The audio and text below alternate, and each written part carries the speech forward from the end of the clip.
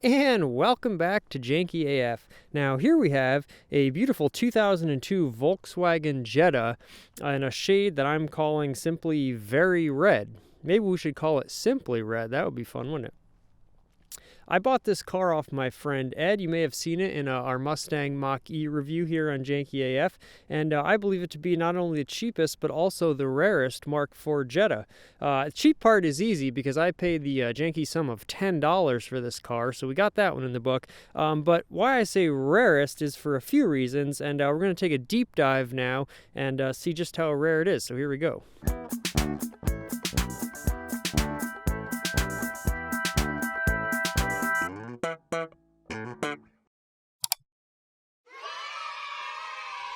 One small step for man, one giant leap for mankind. So, what makes this car just so unique? Well, the first thing you can see is obviously it's a station wagon, quite good looking one. Now, I let the door shut here, and it's not really an unlock button, it's a latch, just like the hood or the gas tank. They have to open it every time, so that's kind of a unique feature in and of itself. But anyway, the second thing that you'll probably notice in this Jetta is that it has 3 pedals, and of course they are connected to a manual transmission. In this case, a very beautiful 5-speed, very nice to operate.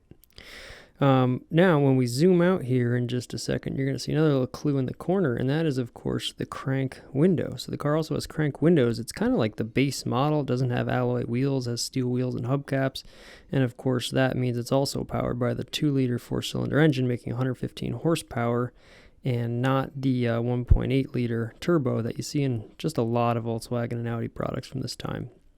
So, aside from all those things, of course, it is red. Now, I was calling this simply red, just like the band, if you got that reference. Officially, I believe it's tornado red, but let's do some searching on the internet now, shall we? Alright, so I'll get right to the chase here and then show you some, special models that I found. But to keep you interested, I'll just give you the summation here. I found, this is October 24th, 2021, I believe is when I searched. So just for reference there, I found 17 total models. None that I knew of with crank windows. That may have been a special order because even in the GL models with a smaller 2-cylinder engine, not smaller displacement wise, but less powerful 2-cylinder engine, the base model with cloth seats, a lot of them had power windows despite that. So right there, that's a very rare quality that my particular Jetta has. Now you'll see the prices are kind of all over the place. There was a couple that did have engine swaps in them, and that's why you see some mileage characteristics that are not quite, they have 2 numbers because that was, they listed the chassis and then the engine mileage. So I want to be as thorough as possible. And the other missing thing, and I'll touch on this in a moment, is that you see none in red, which is why I think it is really the standalone feature of this particular model. Navy blue is also a very good color, also rare, and gold is also a rare color. A lot of them are silver and some black in there too. A couple of diesels, which is noteworthy. I think there's 3 diesels total, and one was at 376,000 miles, and the mileage in general was really high on a lot of these. Your average mileage, depending on if you count the engine swapped one from the chassis or the engine itself, was either 198,670 or 193,170, which bodes well for the car in general that they're climbing to that length. Now, 80,000 miles is the timing belt number for replacing, and mine has had a timing belt done. It will need another one in about 7,000 miles. The average price was $4,409, which I actually think is a pretty fair valuation for your average one of these cars, even though there's not that many of them. It does seem like a fair number. And another fun figure is for less than the price of a C8 Corvette, you could buy every single manual transmission Mark IV Jetta wagon on the entire market at this period in time. So that's kind of a funny way to play with numbers there. So let's check out just a couple of noteworthy examples, and then just to be sure, just my process was as thorough as possible. Now, I did search on Auto Tempest, I did search on Auto Trader and Car Guru, So if any of those companies want to sponsor one of my videos, I love your support. But I did try to seek out a red one intentionally, so at the end I'll show you that search and what I found there, just to try to cover all my bases. But let's look at a couple of kind of noteworthy examples of this vehicle that are on the market now. Alright, so there were a couple engine swaps. This one has a 6-speed, which is very interesting, but it seems like it has the 1.8T, which was a factory optioned engine.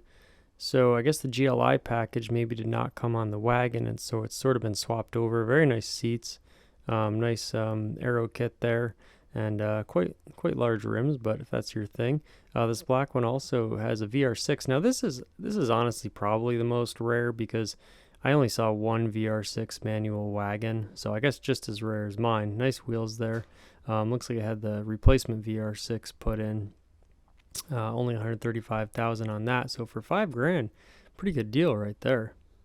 All right, now this poor diesel here, I wish I could tell you more about it, but unfortunately it was in the privates, but it was on a dealer site, and then on the dealer site I saw it again, and I thought I already looked at it, and then when I was looking at the privates, I already thought I looked at that. So $10,000, $11,000 for 188,000, probably the nicest diesel around. This diesel's a little more, and generally they weren't in great condition. 376,000, although it says it only has an engine installed only 15,000 miles ago.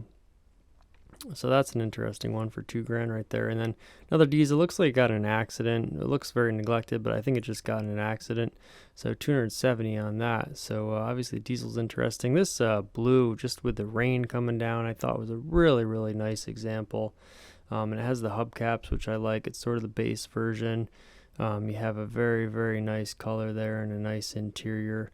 And only 88,000 miles, I believe, on this one. It is a one accident car, I believe. Power windows there, as you see. So that was just a real clean, nice example.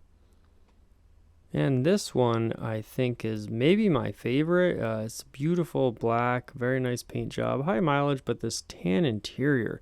And the way the tan sort of is two-tone with the black interior, I think looks really nice. Those little patterned seat inserts, and then obviously the black continuing onto the outside. I thought this is maybe my favorite of all of them outside of mine, I guess. But the bodywork and everything looks perfect on this one, so that was pretty special. Only $3,200. And lastly, this gold. I actually saw a gold Mark IV Jetta wagon just drive down past me the other day. I'm sure it wasn't this one because this is New Hampshire. And doubtful that was a manual, but this one is. And what I like too is it has this cloth tan interior, so you have this like gold on champagne theme with almost a burgundy little pinstripe in there, and only 90,000 miles on this one. So I thought that was sort of the cream of the crop too. Finally, save the jankiest for last, the last for the janky. And here we have an $800 Jetta wagon manual, only 138,000 miles. Now it says something about having to be reprogrammed. So maybe the jankiest, but also maybe the biggest bargain out of the whole lot here, if anyone wants to take a crack at that. And then we had this weird 2005. Now I looked on Wikipedia, and it said, 2005 was the start of the next generation. This has no mileage listed, no price listed. So I thought that was kind of strange. But just in case, I hope I didn't, only search the 2004 and miss a couple of examples. Just going back to the thoroughness of my research. But here you can see 2005. Now, if you do Google 2005 Jetta, both examples come up. So I thought that was kind of strange. And now I will show you that I really went to every length to try to find a red manual Mark IV Jetta wagon. And the first thing that popped up was a German, German Cars for Sale blog. The German Cars for Sale blog. Now this burgundy, I've never seen any other Jetta in this color. I wonder if it was actually a factory option. But they have some kind of cool stats on the Mark IV Jetta. And Mark IV Jetta wagon in particular. It does kind of seem to confirm that the VR6 was an option, but it seems like Jettas with VR6 actually cost more than a Passat of the same age or era, and that's kind of funny. And so they go on to say that the 1.8T was really the better value, because it even, after they kind of tuned it in 2002, the 1.8 liter was actually making more horsepower than the VR6, and at a substantially lower price. So I thought that was very interesting. Now, when you do click on this link, it takes you to Audi R8s for sale. So not buying an Audi R8 anytime soon, I don't think, but safe to say this link is dead and that's no longer for sale. And finally, the creme de la creme, or closest we could get maybe if you're really harping on the color. And I kind of am. I think the red's kind of special. But I did manage to track down a 2003 Jetta GLS. Now this has the alloy wheels too, and I gotta be honest, I like the steel wheels and the hubcaps. This has the leather package too. So not exactly a doppelganger to my car, but you know, from first impressions, just seeing the wagon, seeing it red, this is as close as we're gonna get. And this is obviously the Tiptronic, the automatic. Only 104,000 miles, $4,000. Seems like a pretty fair deal. This one's located in Portland, Oregon. So you could check the availability on that if you're dead set on getting a red Jetta wagon like me. So there you have it, the very thorough, very neurotic, very detail-obsessed look at the Jetta Mark IV wagon, crank windows, standard transmission. Now, let's wrap it up, shall we?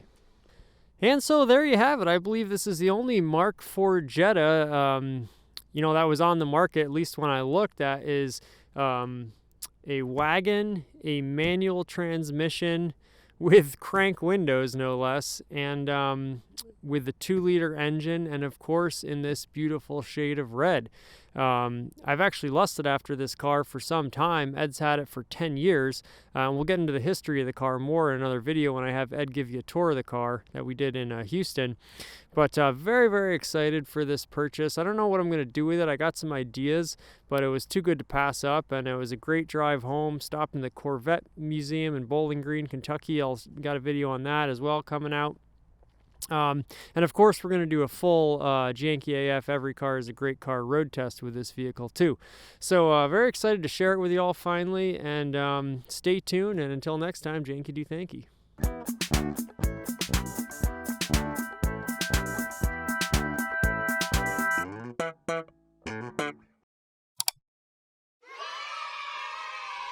One small step for man, one giant leap for mankind. So I notice your glove compartment. Yeah, this came off maybe like 5-6 years ago. You can still hit it in there and it'll open. It'll fall all the way out. Oh, it acts like a tray table. Because it doesn't connect and it broke off there, but you can get those little hooks in. You could eat lunch on there. Oh, maybe you can get the hooks in. Yeah. I don't know.